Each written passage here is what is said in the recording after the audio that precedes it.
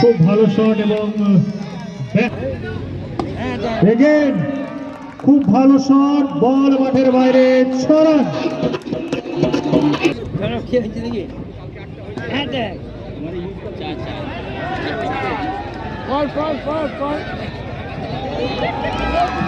কম target, এরকম fielding হলে হবে না।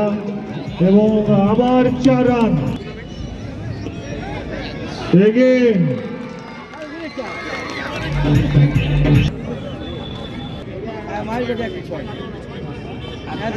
দুর্দান্ত শট, বল মাঠের বাইরে, 6 রান। অনবদ্য রিভার্স সুইং। জিততে হলে দুর্দান্ত শট, বল মাঠের বাইরে, 4 রান। এবং সেই সাথে অফিস টিম মাত্র 2 ওভারের মাথায় চ্যাম্পিয়ন অফ দ্য টুর্নামেন্ট।